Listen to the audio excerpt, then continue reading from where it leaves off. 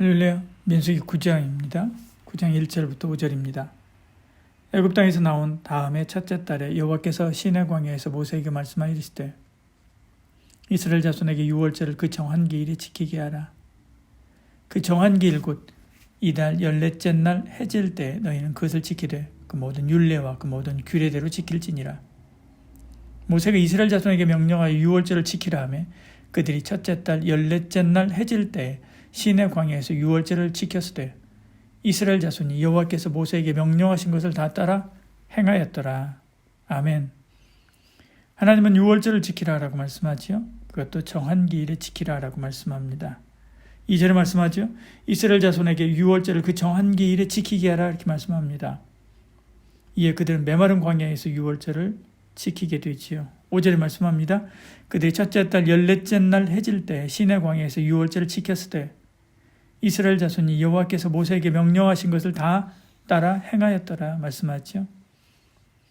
그런데 우리는 풍요로운 삶을 살면서도 주의를 지키지 못하고 절기를 온전히 하나님 앞에 드리지 못할 때가 많지요. 그러나 이스라엘 백성은 아무것도 없는 광야에서 구원의 하나님께 감사하며 유월절을 지켰습니다. 이처럼 우리도 날마다 구원의 주께 감사하며 주의를 성수할 수 있어야 하지요. 한 가지 문제가 있었습니다.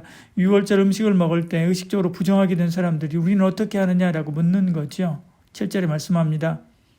그에게 이르되 우리가 사람의 시체로 말미암아 부정하게 되었거니와 우리를 금지하여 이스라엘 자손과 함께 정한 기일에 여호와께 헌물을 드리지 못하게 하시면 어찌함이니까 라고 말씀하는 거죠.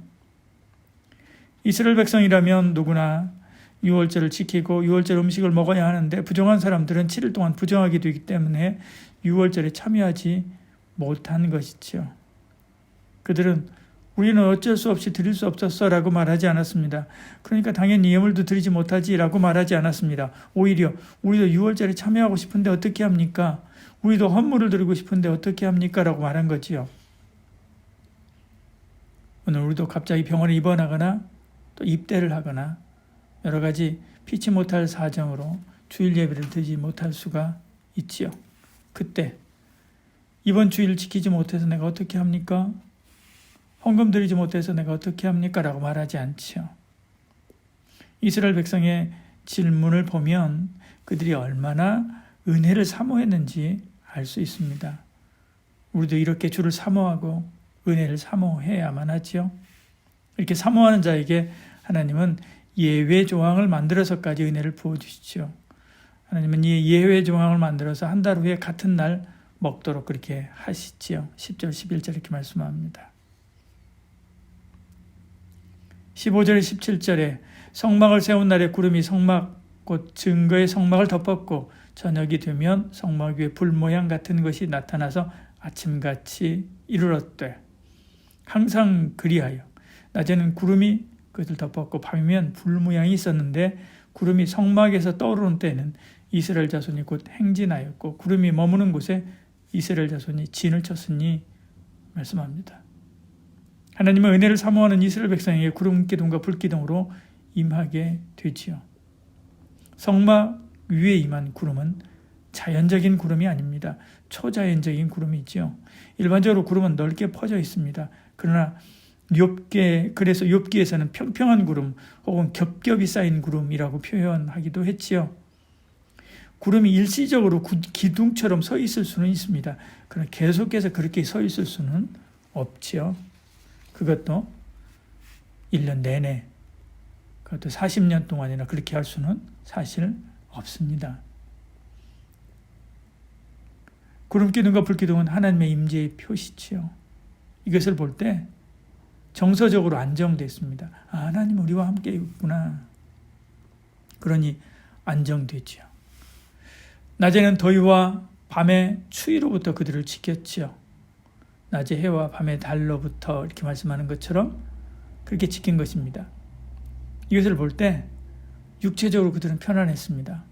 추위와 더위, 광야의 추위와 더위를 하나님께서 막아주신 거지요. 그리고 그들을 인도했습니다.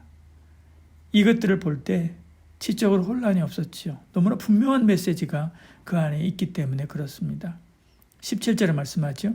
구름이 성막에서 떠오르는 때는 이스라엘 자손이 곧 행진하였고 구름이 머무는 곳에 이스라엘 자손이 진을 쳤으니 그렇게 말씀하죠. 아브라함이 갈 바를 알지 못하고 하나님 명령을 따라 집을 나섰듯이 그들이 갈 바를 알지 못하고 있을 때 구름 기둥과 불 기둥이 적당한 때 적당한 곳으로 그들을 인도했습니다. 오늘 우리에게 구름 기둥, 불 기둥은 무엇입니까? 주의 말씀이지요. 오늘 우리의 생각과 욕망이 나를 인도하는 것이 아니라 주의 사랑과 주의 말씀이 우리를 인도하도록 모든 삶을 하나님 말씀 앞에 맡기는 저와 여러분 되기를 소원합니다. 그리고 그 말씀을 따라 살아가야만 합니다. 그때 정서적으로 안정되고 육체적으로 편안하고 지적으로 확신한 가운데 거할 수 있게 되지요. 그래서 영혼이 잘 되고 범사가 잘 되고 강건하게 되는 것입니다. 오늘도 그런 복된 날 되시기를 축복합니다. 기도하겠습니다. 사랑이 많으신 우리 하나님, 오늘도 우리의 삶 가운데서 구름 기둥과 불 기둥으로 인도하여 주시는 줄 믿습니다. 오늘 하루도 주를 따라 살아가는 저희들 되게 하여 주시옵소서. 광야 같은 세상에서 적당한 때 적당한 곳으로 인도하시는 주님의 말씀 신뢰하고 그 말씀을 매일매일 쫓아가는 저희들 되게 하여 주시옵소서. 예수님 이름으로 기도드리옵나이다. 아멘.